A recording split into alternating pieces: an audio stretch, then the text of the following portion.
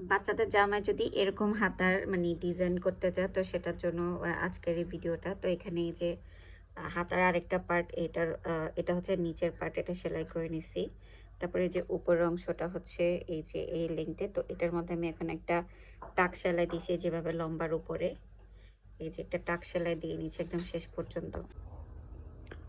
এখন এই যে এখানে যে সুতাটা, এখান থেকে যে কোনো একটা সুতা ধরে এটা এভাবে করে কাপড়টাকে আস্তে আস্তে টেনে টেনে এটাকে এই যে কুচি করে নিব এবং কুচিটা একদম মিডল পার্টের দিকে নিয়ে আসব।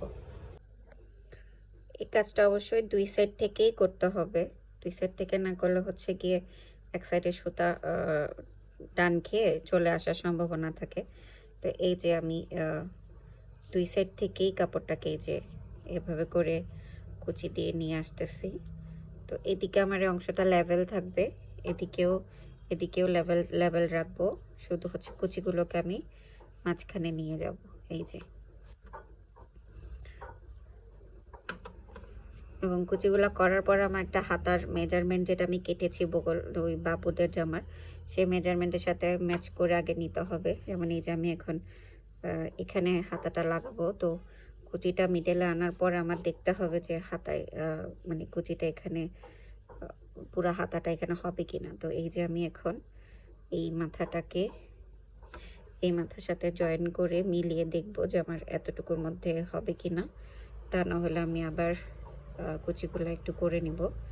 তো এই যে এভাবে আগে আমাকে একটু মিলিয়ে দেখতে হবে যে এতটুকুর মধ্যে আমার হাতাটা সেলাই কমপ্লিট হবে কিনা, তা না হলে কাপড় যদি বাড়তি থাকে তাহলে আমি আরও একটু সেলাই করে নিব। তো এই যে আমি এখানে এটাকে মিলিয়ে দেখতেছি।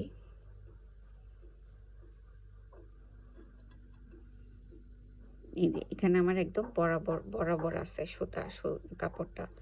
এই যে তো এখন আমার এখানে কুচিতে এতটুকুই থাকবে, আমি এটাকে জাস্ট একটু সুন্দর করে স্প্রেড করে দিব মিডল পয়েন্ট বরাবর। এদিকে অবশ্যই এটা লেভেল থাকবে, এই যে এদিকে লেভেল থাকবে, এদিকেও লেভেল থাকবে।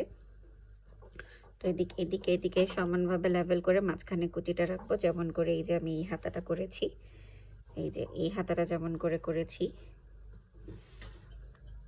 এখন আমি ওই কাপড়টাকে হাতা বগলের সাথে, বগল যেটা কেটেছি আমি, হাতা অংশ যেটা কেটেছি সেটার সাথে জয়েন করে নেব। তো এই যে আমার জামার হাতাটা রেডি হয়ে গিয়েছে। তো আপনারা চাইলে কিন্তু এভাবে বাচ্চাদের জামার হাতাগুলো এভাবে সেলাই করে নিতে পারেন।